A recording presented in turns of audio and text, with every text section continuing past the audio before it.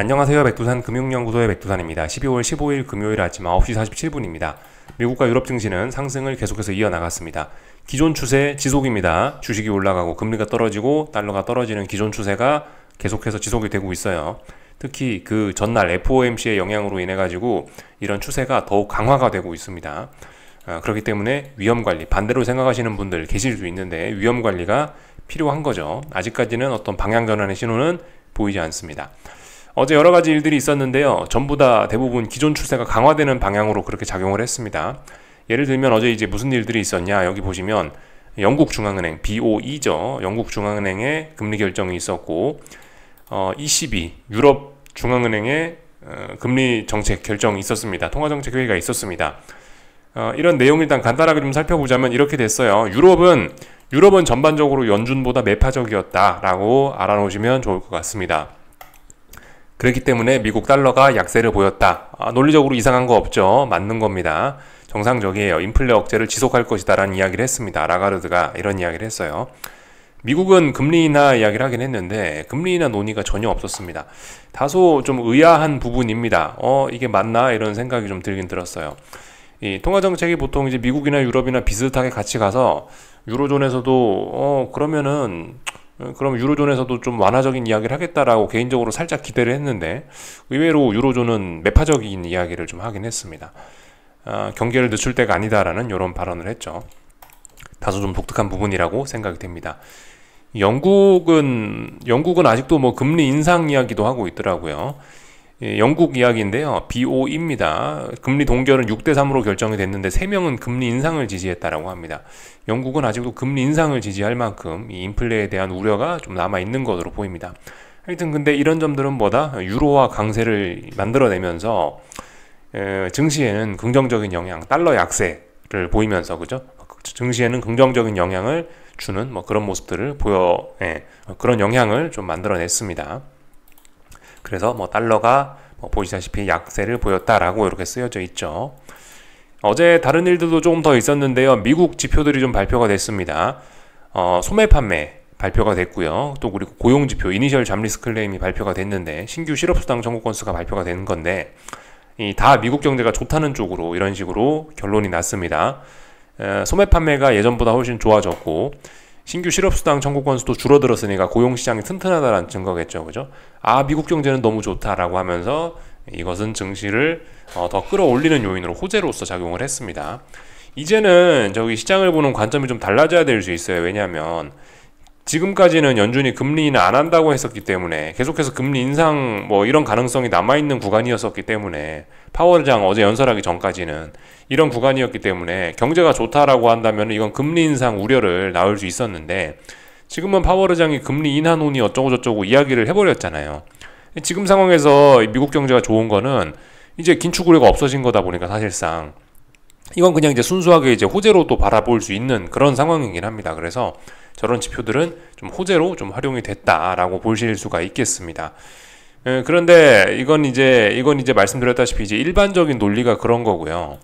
이제 금융시장의 논리는 조금 좀 다를 수도 있긴 합니다. 예를 들면은 저런 지표가 이 미국 경제가 좋다라고 나와버리면은 원래 어떤 반응이 나와야 되죠? 금리가 올라야 되는 거고 어쨌든 달러가 올라야 되는 건데 이런 부분은 일단 아직까지는 그래도 금융시장의 어떤 돈의 논리에서는 돈이 이렇게 돌고 도는 이런 논리에서는 이런 건 일단 조금 안 좋게 일단 볼 수가 있긴 있거든요. 아직까지는 이런 영향이 좀 있다라고 보긴 봐야 되거든요. 그래서 하여튼 이런 점들을 조금 좀 생각은 해볼 필요가 있다. 근데 아무튼 분명한 거는 어제 이 지표가 나왔는데도 불구하고 금리와 달러가 더 떨어졌다라는 겁니다. 재밌습니다. 어제 그 지표 발표하고 나서 금리와 달러가 물론 장중에 잠깐 지표 발표 직후에는 조금 오르긴 했으나 금리와 달러가 근데 그 뒤로 다시 다 되돌렸죠. 그래서 금리와 달러는 결과적으로 계속해서 떨어졌습니다. 저렇게 좋은 미국 지표에도 불구하고 금리와 달러의 반응이 오히려 거꾸로 나왔다라는 거죠. 이거는 이제 굉장히 좀 주목할 만한 재밌는 현상이라고 생각을 합니다.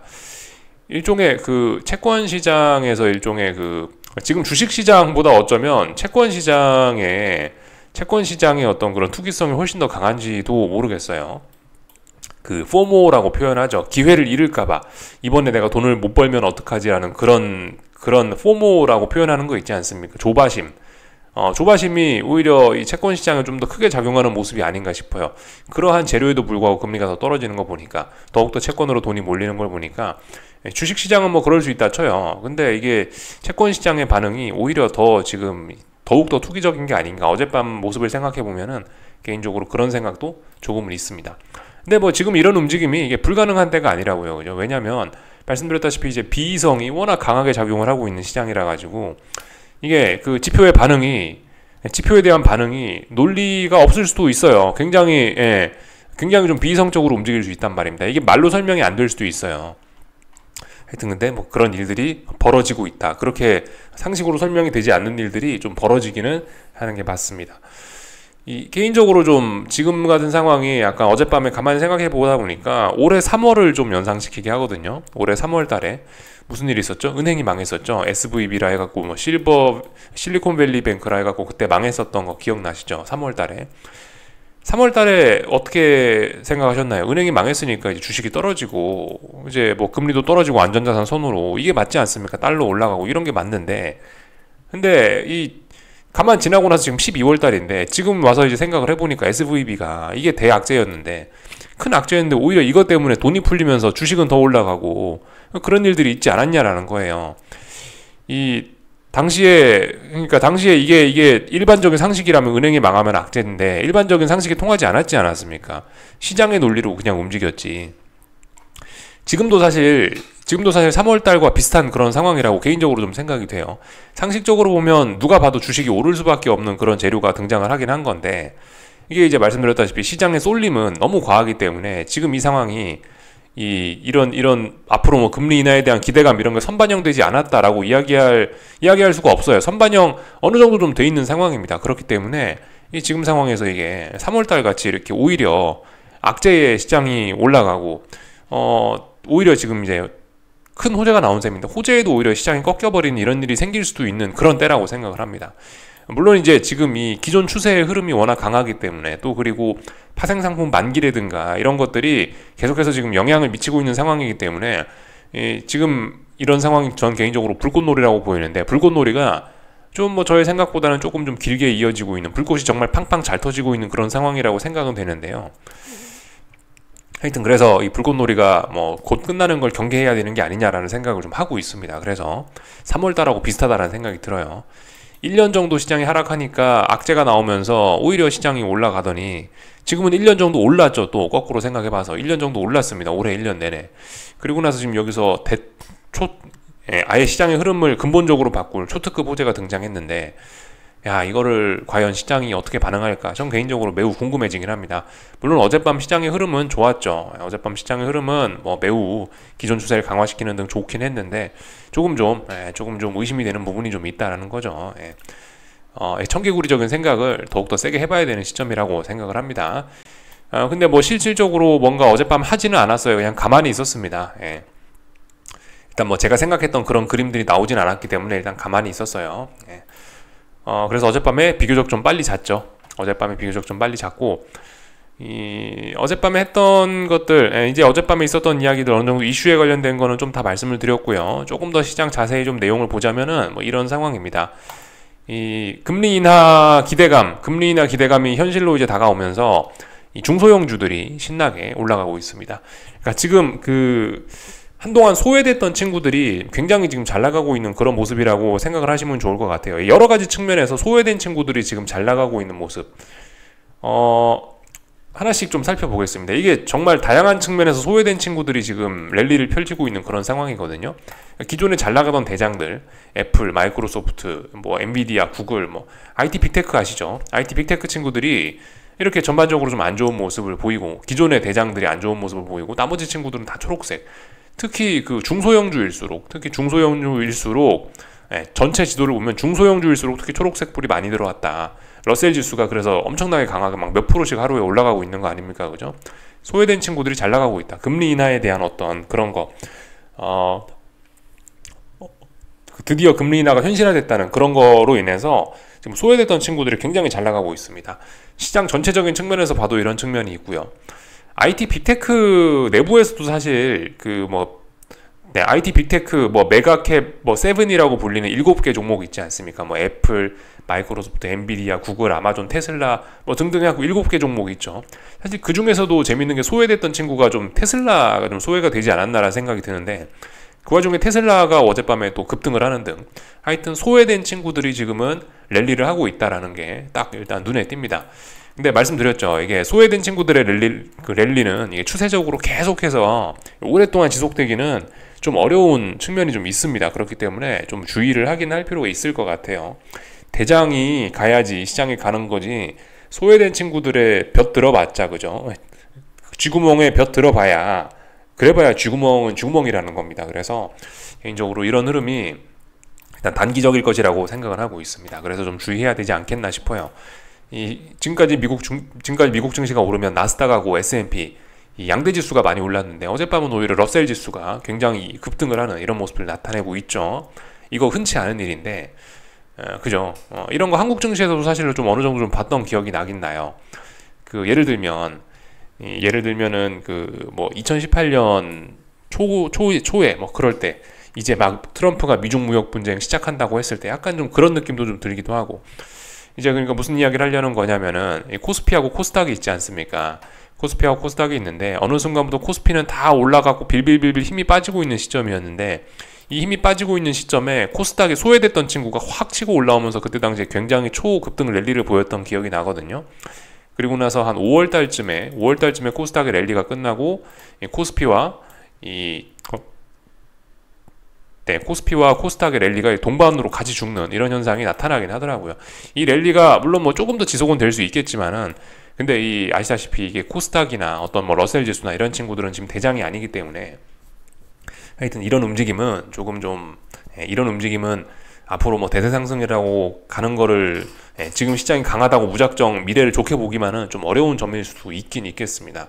물론 능력 있으신 분들은 저렇게 어떤 소외된 친구들이 랠리를 하는 지금 이런 흐름에서 또 뭐 수익의 기회를 찾으실 수도 있겠지만은, 저는 뭐 아시다시피 동물적인 감각 그런 게 좀 떨어지는 사람이라 이런 거는 이제 뭐 이런 흐름 추격까지는 전 잘 못하는 사람이고, 그래서 가만히 있는데, 하여튼 뭐 그렇다. 이런 흐름 조금 더 지속될 수 있는데 이게 추세적으로 완전 계속 이럴 거다라고 보기는 좀 어려운 점이 있을 것 같다라는 이야기 일단 좀 드려봤습니다. 그래서 양대 지수들은 약하고 IT 빅테크들은 흘러내리고 있고, 러셀 지수는 잘 급등을 하고 있고, 이런 모습들 독특한 모습이라고 할 수가 있겠습니다. 이런 모습들이 지속이 되고 있습니다. 그래서 좀 이제 자세한 뭐 기술적인 내용들을 좀 보자면요, 지금 이제 만기고 이래가고 그냥 이 현물 차트 기준으로 해서 좀 말씀을 좀 드려볼게요. 어차피 지금 구체적으로 뭐 지지와 저항을 살펴보려고 뭐 그런 상황은 아니고, 그래서 어제 나스닥인데요, 대략적으로 이렇게 움직인 겁니다. 나스닥이 갭상승 출발하긴 했는데 이 갭상승이 좀 작더라고요. 갭상승이 좀 완전 컸으면은, 그러니까 어젯밤 시작할 때도 변동성이 완전 크게 갭상승 엄청나게 많이 하면서 막 장초반에 급등을 하면은 하방 진입해볼까 그런 생각이 살짝 있긴 있었는데, 장초반에 비리비리 하더라고요. 갭상승을 하는데 얼마 갭상승을 못 하더라고요. 그래서 이러면 어떻게 될지 모릅니다. 갭상승 얼마 안 하면은 여기서 결과적으로 비리비리 싸우겠다라는 의미일 수 있거든요. 그래서 어젯밤은 그냥 아무것도 안 하고 빨리 잤습니다. 뭐 조금 빠지더라도 어차피 러셀 지수가 2~3% 올라오고 있는데 나스닥이 대폭락할 수도 없는 거고, 그래서 당연히 뭐 빠지더라도 아래꼬리 달리겠구나, 뭐 대략적으로 이런 생각을 하면서 잤어요. 오늘 밤은 이제 어제 나온 음봉을 기준으로 해서 뭔가 해볼 생각이 이제 뭐 없지는 않은데, 개인적으로 이거를 장 초반에 깔짝깔짝거리느니 차라리 장 막판에 새벽 5시에 일어나가지고 한번 보는 게 차라리 그때 일어나 종가 보고 움직이는 게 낫지 않을까라는 생각이 들어요. 유럽 증시 잠깐 보면서 좀 말씀을 드리는데, 독일 증시 이런 모습 등장했죠, 그죠? 그러니까 독일 증시에서 예를 들어 이제 나스닥이 이런 모습이 될 수 있다는 거죠. 어제 음봉 하나 나스닥이 등장했고 연속적으로 이렇게 음봉이 또 등장할 수도 있는 겁니다. 그래서 이렇게 보나마나 오늘 밤은 또 이렇게 싸워야 되는 날이거든요. 어제 음봉을 등장했으니 이 음봉을 검증하는 흐름을 오늘 밤에 이제 만들어내야 되는데, 상황 봐서 이제 뭐 하루 종일 싸우는 걸 제가 굳이 보고 있을 필요는 없을 것 같고, 새벽에 일어나갖고 장 막판쯤에 이렇게 싸움의 결과가 어느 정도 좀 밝혀지면은 이때 그냥 종가쯤에 슬슬 베팅해도 문제는 없거든요. 개인적으로 지금 그렇게 해볼까 생각이 있습니다. 만약에 이렇게 마감이 되면 나스닥 하방을 또 진입하는 거죠, 그죠? 그렇게 좀 해볼 생각이 있긴 있는데, 일단 그거는 뭐 또 일단 시장 상황 봐가면서 하면 되는 거고. 하여튼 어제 독일 증시는 참고로 화면 켠 김에 좀 같이 보자면은 큰 폭의 갭상승을 출발해서 이렇게 하락으로 이렇게 마감을 했습니다. 사실 제가 이게 어제 나스닥에서 기대했던 그런 모양이긴 한데 나스닥은 이렇게 큰 갭상승을 만들어내지는 못했습니다. 그래서 제가 생각했던 조건이 아니다. 어젯밤은 매우 빨리 자고 오래간만에 쭉 안 깨고 밤에 계속 잘 잤죠. 하여튼 독일 증시는 갭상승 크게 하니까 이런 모습들을 만들어냈습니다. 드디어 음봉 나오면 뭐 하라고 말씀드렸죠. 음봉이 3번이나 나왔어요. 더군다나 어제의 하락은 조금 의미가 있다라고 생각이 됩니다. 많이 갭상승 출발했다가 레벨업이 될 수도 있는 순간인데 다시 몽땅 다 되돌려서 결과적으로 어딘가 저항을 다시 재차 확인하는 그림이기 때문에 이거는 뭐예요? 이건 하방 베팅의 근거가 있다라고 볼 수가 있는 겁니다. 이제 열심히 하면 되는 거예요. 이제. 그리고 지난번에 제가 이 양봉의 윗꼬리 부분이 좀 그래도 좀 중요하다라 말씀드렸죠. 이 양봉의 윗꼬리 부분까지 해서 이렇게 지금 어느 정도 약간 지지력이 또 보이는 모습이기도 합니다. 아무튼 지금 뭐 중요한 거는 이 위쪽에 저항을 테스트하고 있고 반등시 매도 전략 충분히 가능한 그런 상황이죠. 이런 모습들이 나타나고 있다. 유럽이 슬슬 꺾이고 있구나. 일본도 슬슬 머리를 숙이고 있는데 유럽도 슬슬 숙이는 모습이 나타나고 있네. 그 와중에 그 미국에 있는 주도주들은 이렇게 보시다시피 음봉이 만들어지고 좀 부진한 모습을 보이고 있고 소외됐던 친구가 지금 올라가고 있는데 소외됐던 친구가 올라가는 건 일단 별로 좋게 보이진 않는다라는 겁니다. 다만 이제 어떤 이런 투기성이 워낙 짙기 때문에 기존 흐름이 어떤 그 만기의 영향 뭐 이런 것 때문에 일단 이 흐름이 뭐 당장 막 끝나고 막 그럴 것 같지는 않아 보이는데 일단은 여기저기서 좀 FOMC 호재가 등장한 이후에 오히려 지금 이런 반응이 나타나는 것들이 조금 좀 수상한 점이긴 하죠.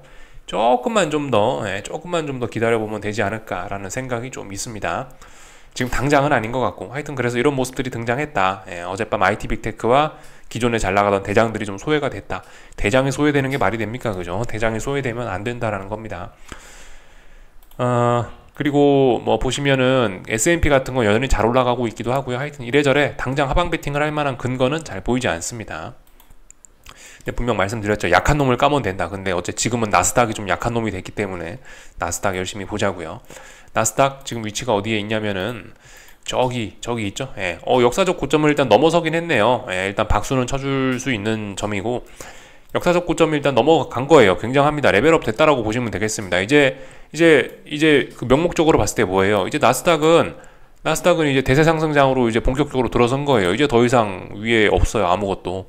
그러니까 이제 본격적으로 상승장 뭐 그런 이야기 할 수 있긴 있는데 근데 검증은 필요하겠죠. 그죠?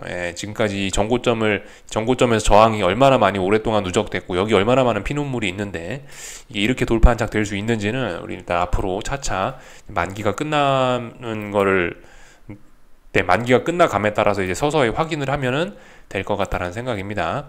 그래서 일단 여기까지 살펴봤어요. 아직까지 뭐 저의 어떤 미국 증시 그런 뭐 투기적인 어떤 그런 투자 아이디어는 유효하다라고 말씀드리면 되겠습니다. 다른 거 들을 이야기 없고 그래서 쭉 다 봤고요. 달러와 금리의 반응은 어젯밤에 좀 투기적이었다. 증시보다 조금 더 투기적이었던 게 어제 달러와 금리의 반응이 아니었나 싶어요. 그래서 보시면은 10년물 금리도 어젯밤에 더 많이 떨어졌죠. 그죠? 이렇게 되니까 어젯밤에 딱히 지지력이 없으니까 어젯밤에도 어떤 불꽃놀이를 더 이어나간 셈이 됐으니까 어젯밤에도 금리 상승 베팅할까 봤는데 그런 거 안 했습니다. 오늘 이렇게 양봉이 등장하면 이제 이런 걸 기준으로 해서 금리 상승에 베팅할 생각이 있는데 아직은 아닙니다. 양봉이 나오지 않았기 때문에 어제는 엄청나게 어제 그러니까 어제 하여튼 그 금리에서 어떤 그 매수세를 확인하지 못했기 때문에 그냥 잤어요. 그래서 엄청난 슈팅이 이어지고 있는 거고 뭐 이런 모습 확인했고 달러도 지금 보시면 전저점을 완전히 붕괴시켰거든요. 그러니까 이거 레벨 다운이고 아래쪽으로 잘 가는 거긴 한데 뭐 말씀드렸죠. 지금 이런 흐름이 조금 좀 금리 인하에 대한 어떤 기대감 과반응 아닌가. 그래서 좀 굉장히 투기적이라 생각을 해서 일단 그죠? 지금 보시면 나스닥 레벨업 했고 러셀 지수 랠리하고 있고 막 금리도 달러도 막 계속해서 떨어지는 등 레벨 다운이 되고 있는데 그럼에도 불구하고 일단 아직까지 이거는 온전히 믿어주기는 좀 어려운 시세라고 생각을 합니다. 그래서 조금은 더 이번에 이제 앞으로 어떻게 움직이는가 보고 그 다음에 뭐 큰 생각을 바꾸든지 말든지 이제 결정을 하면 될 것 같아요. 지금 이제 금융시장의 상황은 어떻습니까? 너무나 랠리가 많이 진행돼서 주식의 입장에서는 너무나 많이 올랐기 때문에 조정이 나오는 게 자연스럽다라고 이야기하는 이제 그런 때가 된 거예요. 여기서는 조정이 자연스러운 때예요. 조정이 자연스러운 때도 사실 이미 한참 지났어요. 조정이 자연스러운 때를 한참 지나서 이미 랠리가 너무 좀 많이 나오긴 했습니다. 이제 사실 뭐 그래요. 지금 이제 뭐 주식이 잘 올라가고 있고 뭐 레벨업도 했고 그러니까 지금 상황에서는 사실 뭐 조정이 나오는 게 맞긴 맞는데, 이제 저의 경험상은 그래요. 이렇게 너무 강하게 올라와 버리면 조정이 나오는 게 아니고, 조정이 아니고 아예 추세 전환을 해버리는 경우도 종종 좀 자주 좀 보이는 예. 아예 추세 전환이 돼버리는 경우도 굉장히 많기 때문에 이런 점들은 좀 우리가 좀 주의해서 봐야 될 것 같긴 해요.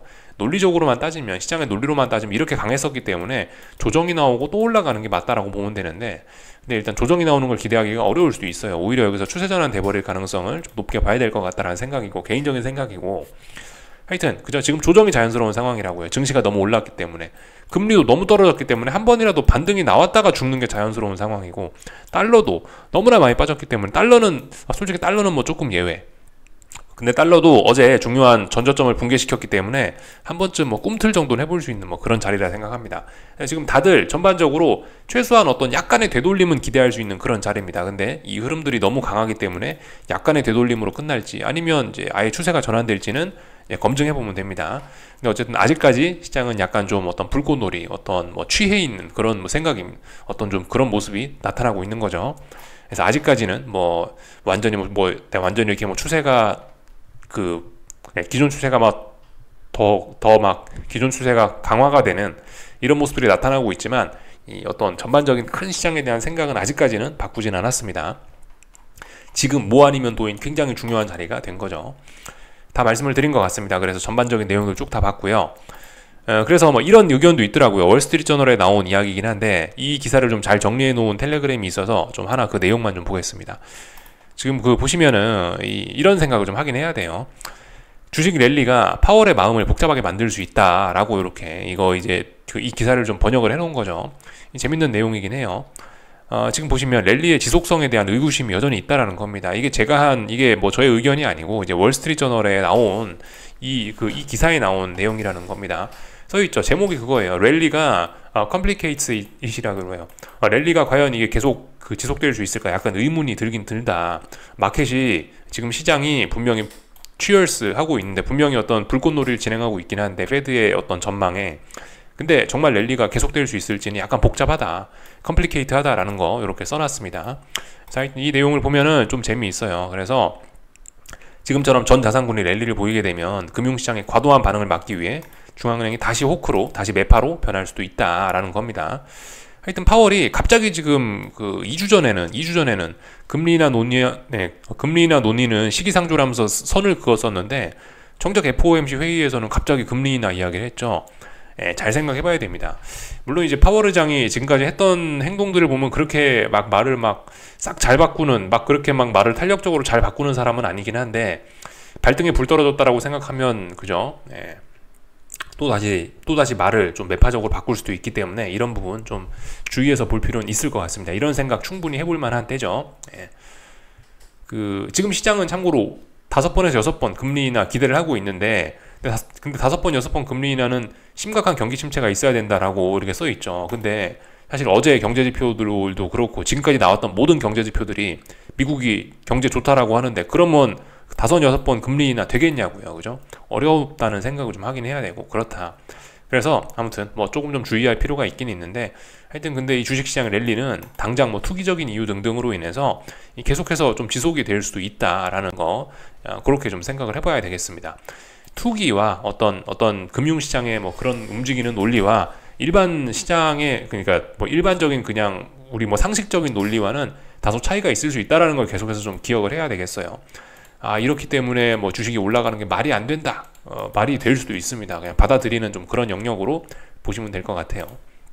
하여튼 좀 충분히 좀 기다려주면 될 것 같다. 어떤 신호가 나타날 때까지 기다려보면 될 것 같다 이겁니다. 다 말씀드린 것 같아요. 그래서 이런 일들이 있었다 보시면 될 것 같고, 실제로 지금 위험자산들이 달러가 약세가 나오면서 보시다시피 원자재들이 벌써 막 이렇게 반응을 보이잖아요.